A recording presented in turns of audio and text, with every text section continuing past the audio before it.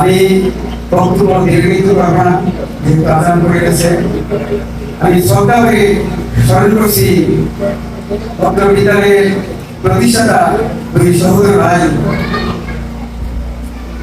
যারা বিধানসভা গ্রামে জন্মগ্রহণ না করলে আমার মনে হয় এই স্পটে বিধানসভা গ্রামের হাই স্কুল মন্দির।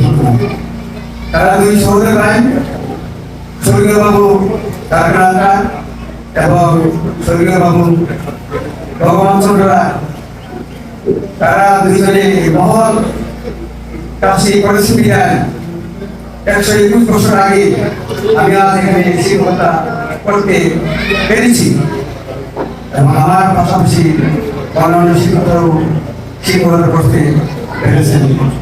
আর অত এলাকায় ওরাও ছাত্রছাত্রী যারা আমরা লেখাপড়া করতে সুযোগ পেয়েছি।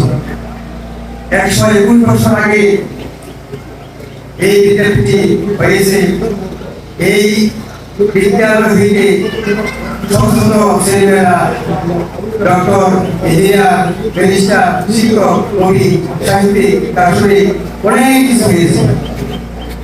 আমার দেখা প্রায় 32 বছর আমি যা দেখেছি স্কুলের অবকাঠামো স্ট্রাকচার, এই 32 বছরে অনেক পরিবর্তন হয়েছে। আমি দেখেছি যারা তোমরা ছাত্র, তোমরা আদৌ দেখো নাই। আর বিশেষ করে উদাহরণস্বরূপ স্কুলে এমন একজন শিক্ষক আমরা পেয়েছি, তোমরা পেয়েছ, তিনি ব্রাহ্মণবাড়িয়া জেলার মধ্যে একজন শ্রেষ্ঠ শিক্ষক হিসাবে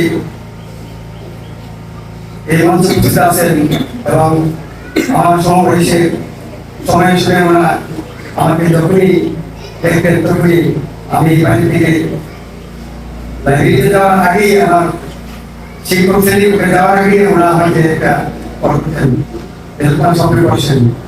আমি সুযোগ করে ওরা এখানে বসে কথা বলতাম। অত্যন্ত সাধারণ মানুষ এবং ভালো মানুষ উনি আসি বিদায় 11 বছরে আমি মনে করি এইটা প্রচেষ্টা ভালো উদ্যোগের মাধ্যমে কিভাবে বিদ্যালয়টা উন্নত করা যায়, কিভাবে ফলাফল ভালো করা যায়, সেই হিসেবে অনেক কিছু অবদান আছে।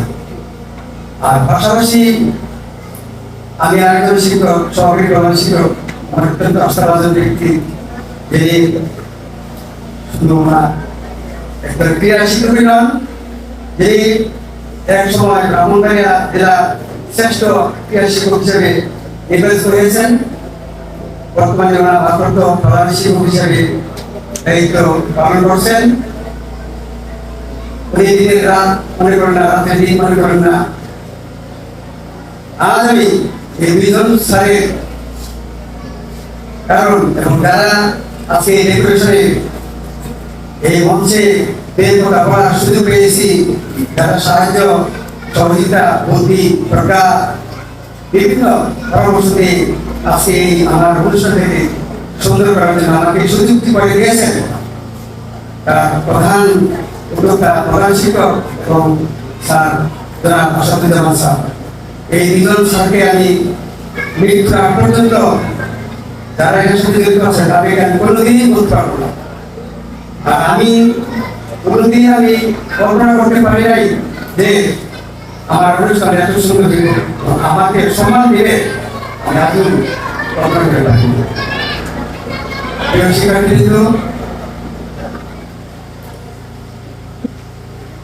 তোমরা কাছে আমার একটা আবেদন, আমি প্রায় 32 বছরে স্কুল শিক্ষকতা করেছি।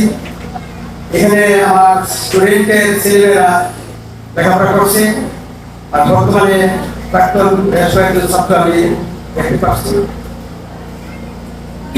আমি তোমাদেরকে একটুকুই বলবো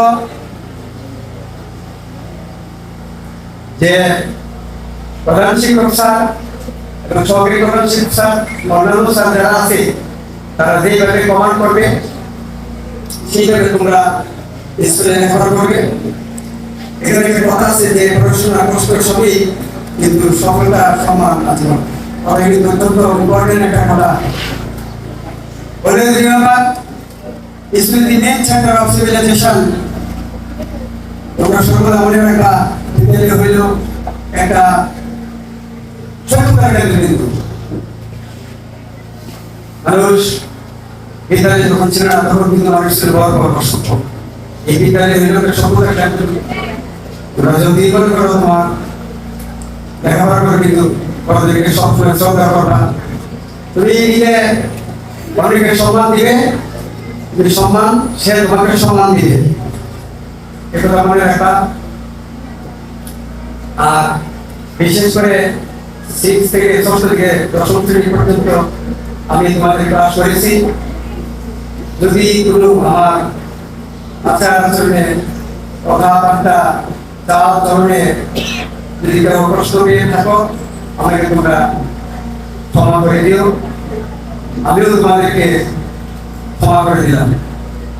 আর বিশেষ করে আরেকজন শিক্ষক আমার খুব কাছে ছিল,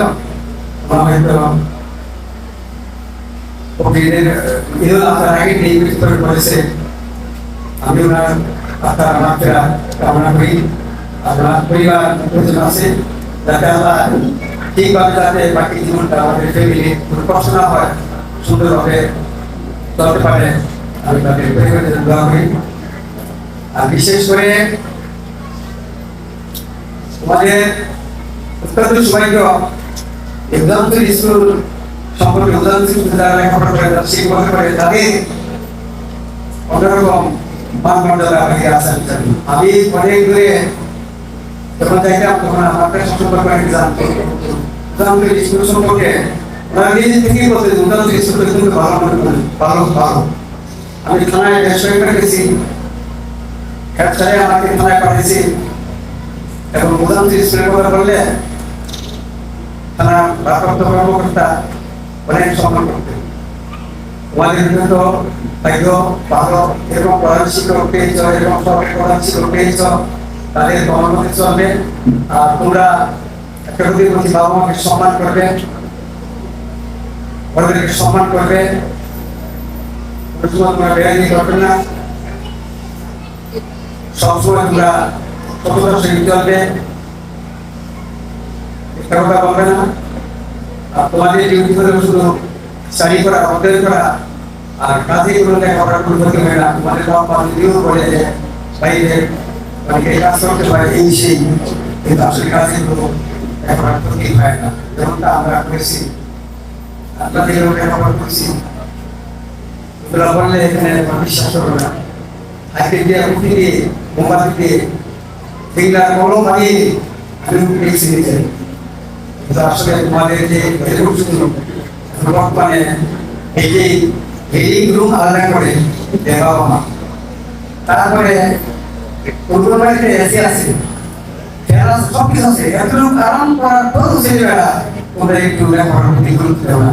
আমি তোমাদের কাছে রিডিং অনুরোধ করবো, তোমরা আমরা জানি এডুকেশন ফাউন্ডেশন শিক্ষা জাতি স্বরূপ, যে জাতি যত শিক্ষিত সেই জাতি তত উন্নত। তোমরা মনে রাখা আমরা লেখাপড়া করছি আজকে বিদ্যালয় থেকে পেরেছি। তোমরা মানুষের মানুষ কবি হোক, সাহিত্যিক হোক, তোমাদের অনেক ভাষা গ্রহণ করো এবং তোমাদের এই ছাড়া প্রত্যেকটা প্রাণীকে আছে, এই আছে লক্ষ্য আছে, এই ছাড়া লক্ষ্য ছাড়া জীবনের মাঝি খেয়ে কাটে লোকের মাঝি মতন, কিন্তু লক্ষ্য নিয়ে তোমরা সবাই মিলে পারছো না, তোমাদের একটি সফল হবে। আমি দোয়া করি তোমরা সুস্থ ভালো থাকো। আমি আমার বক্তব্য দেখে করতেছি না, সেই পুরো নামাজ করবে, আমার জন্য পুরো দোয়া করবে, আমি যেন বাকি জীবনটা যেন আমি সুস্থভাবে কাটাতে পারি এবং আমার পরিবারের প্রতি যাতে আমি সুস্থভাবে ভালো থাকতে পারি। পুরো ভালো থাকো, তোমাদের পরিবারের প্রতি ভালো থাকো। ধন্যবাদ। আসসালামু আলাইকুম।